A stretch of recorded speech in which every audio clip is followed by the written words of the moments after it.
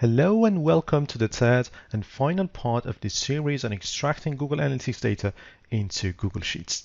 In the second part of this tutorial, the previous one, I covered how to use Google Analytics add-on for Sheets to automate the process of data extraction from Google Analytics API into a Google Sheets.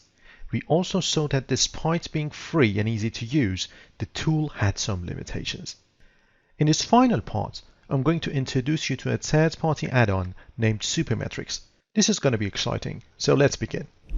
If you like the ease of use and flexibility of bringing Google Analytics data into Google Sheets through API, but would also like to have access to some nice extra features such as having a workaround to try and avoid data sampling, you might want to take a look at Supermetrics for Google Sheets. You can either install the add-on through Google Suite Marketplace, or you can start with a blank sheet, go to Add-ons, Get Add-ons, and search for Supermetrics. And then install it from here.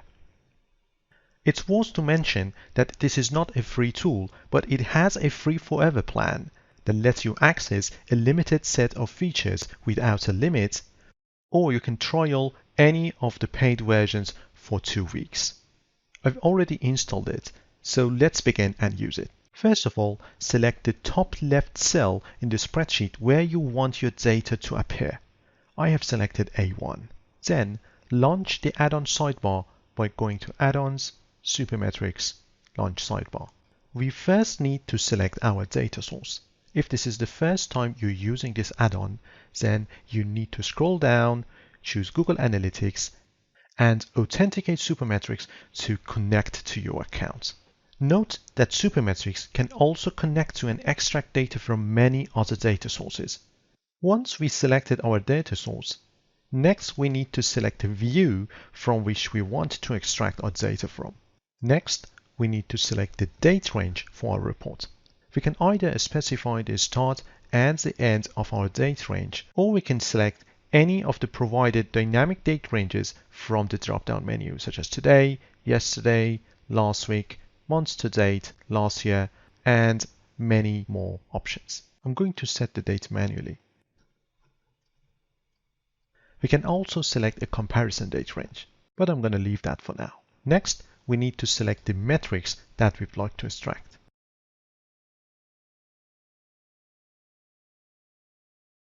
Next, we need to select the dimensions. I'm going to choose source medium. We can select how many rows do we want to fetch and how do we want our data to be sorted. Plus, we can split our dimensions into columns instead of rows, but I'm going to leave that for now. Next, we can select the segments, and then we can apply a filter. If you remember from the previous tutorial, we applied a filter to only extract data from US users. There, we need to type it directly into the report configuration sheet, but here, we can create it within the interface. There are more advanced options available under the Options menu, but in this tutorial, I'm only going to cover one of them. Try to avoid Google's data sampling. If you remember, when we used Google Analytics add-on for Sheets in the previous tutorial, our report contained sample data. Now with Supermetrics, when we check this checkbox, Supermetrics tries to avoid Google's data sampling by using an algorithm to break down a larger API request into smaller ones to get unsampled data from Google Analytics. Now that we are ready and are happy with our report configuration, let's click Get Data to Table. As you can see, it is running 4 different subqueries. It has broken down the main query into 4 subqueries, so the resulting dataset is not subject to Google's sampling. That's it. The query has been completed, and here's our dataset. Let's take a quick look. First of all, we can see that we have a clean dataset here. Unlike the manual export and the Google Analytics add-on for Sheets, there are no summary rows at the top of our dataset. Plus, all the features and options to configure our report were accessible through the sidebar and through the user interface.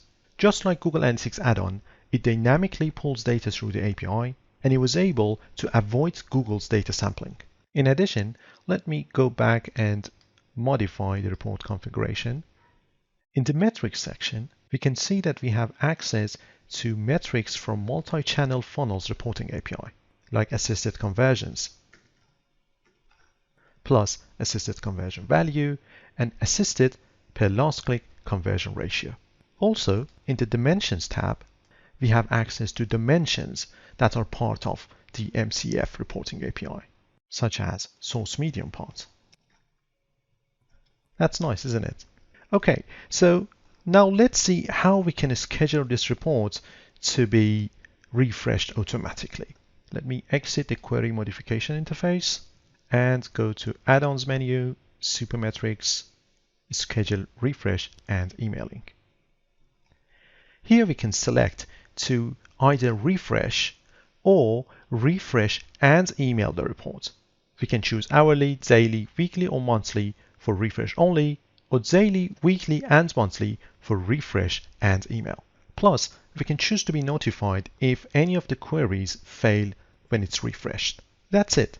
I hope you've enjoyed this 3-part tutorial on how to extract data from Google Analytics into a Google Sheet. Now it's your time to go to work and apply what you've learned. Thank you very much. This is Ahmed. Bye. All right, so there you have it. These are 3 methods of exporting your data from Google Analytics into a Google Sheet. Thank you very much to Ahmad, who has produced this video for us. You can check him out at crvoc.com. I have his link down below as well.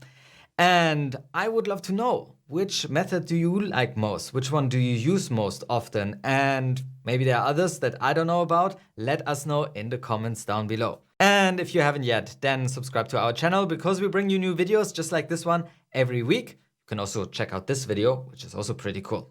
Now, my name is Julian. Till next time.